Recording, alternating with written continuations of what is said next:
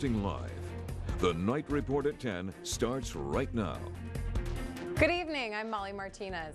The town of Elgin welcomed the new year with a tragedy. The Dakota Farm Equipment building goes up in flames. Tonight, we're learning the structure is a total loss. Reporter Daniela Hurtado went to Elgin today, where the community is picking up the pieces.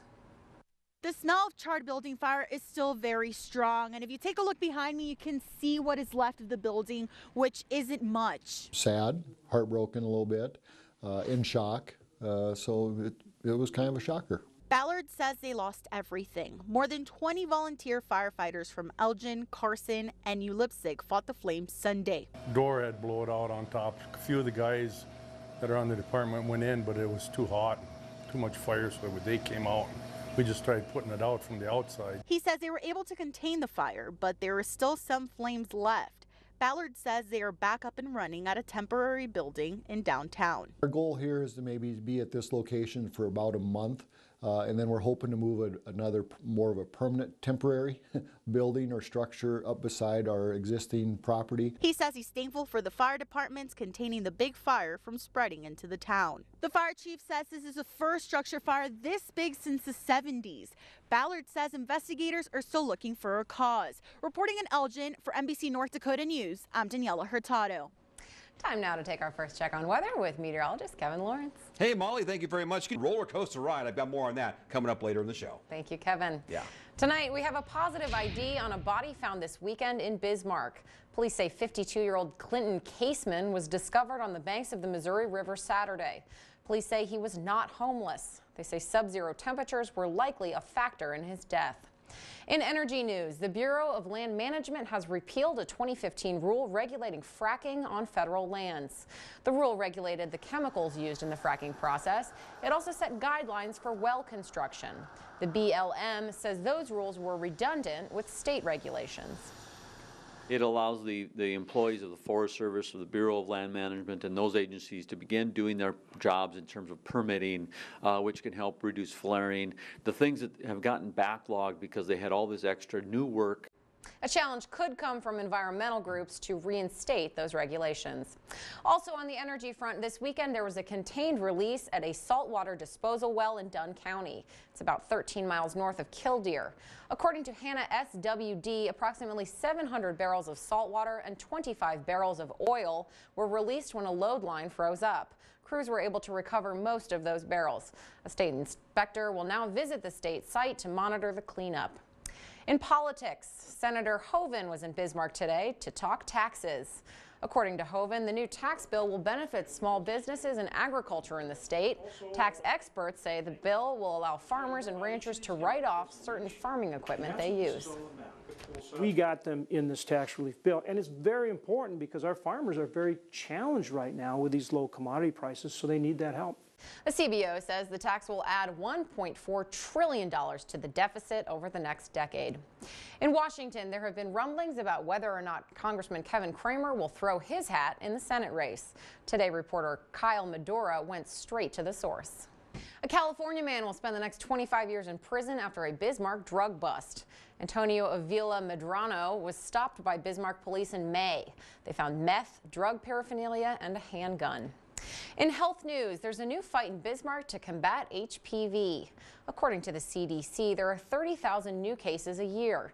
Now Bismarck and Burleigh County are trying to get the vaccination rate up to 70%. We give it young, between 11 and 12. Adolescents only need 2 doses of the vaccine separated by 6 months. If they wait until they're 15 or older, they need 3 doses. BBPH has 2 immunization clinics at their office each week. Well, check your tickets. Someone in Minot could be a lot richer. According to lottery officials, a ticket sold Saturday matches 4 white balls and the Powerball. The prize was $50,000, but the player also purchased the Power Play option, so the ticket is actually worth $100,000. The lucky ticket was sold at the Super Pumper on Highway 2 east in Minot. No one has yet to claim the prize. Meantime, tonight's Mega Millions jackpot drawing is up to $363 million. Mega Millions made a change in October, giving you more numbers to choose from and making it harder to hit the jackpot. That makes it more likely for the grand total to roll into the next drawing. Welcome back. A new authentic German-style restaurant is coming to Mandan. Megan Hoffman is live in studio to tell us about it. Megan? That's right. The downtown Mandan Depot is being restored to its original glory so it can house a beer hall.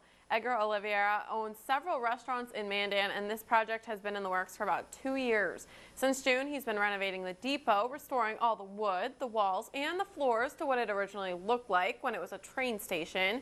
He says the space won't be a run-of-the-mill bar, but more of a gathering space for the community.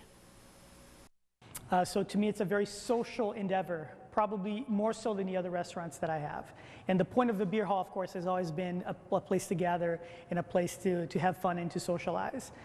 Tonight, the Mandan City Commission approved the business's liquor license. They'll be open for events later this month and open to the public at the beginning of February. Thank you, Megan. Here in the Bisman area, unemployment is on the decline and new businesses are on the rise. Reporter Maddie Jelseth has the story. A new Bismarck business is proving you don't need a lot of square feet to get feet in the door.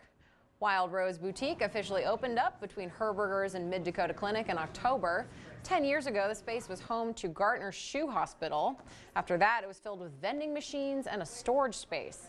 Now it's an affordable women's boutique. You can come in here and get something for $8. And I think the most expensive thing we have is maybe $48. So it's pretty reasonable to come in here. Store owner Wanda Holt decided to name the store after her beloved German Shepherd. Now over to our beloved meteorologist, Kevin Lawrence. Hey, Molly, thank you very much. Hey, it's a roller coaster ride, teens, 20s, and 30s just in the next 7 days. Kevin, I never thought I would see the number 33 and think warm. I know. I'm like ready to have a pool party. Let me tell you, even today doing chores and stuff at 21 degrees, like, wow, this is like light jacket weather. It's tropical. It is, right? All right, still to come, a couple of non-conference contests last week. The Bismarck hockey team is back on the ice tonight. Welcome back. The Russian Armed Forces unveiled its latest cutting-edge weapon, puppies. The 1-minute New Year's video shows dozens of puppies sharing food and playing with each other. Over 3,000 dogs are employed in the Russian military. Here at KFYR, we also have a secret weapon. It is meteorologist Kevin Lawrence. That's not so secret. Yeah, not a secret at all, right? People did not like me last week too much. But now, it's a little better. You can redeem not yourself. Great, but a little bit better, right? At least we're above zero here, although trending close to zero for lows for tonight. High stays sub-zero. Eastern North Dakota only tomorrow. Thank you for joining us. We'll see you tomorrow.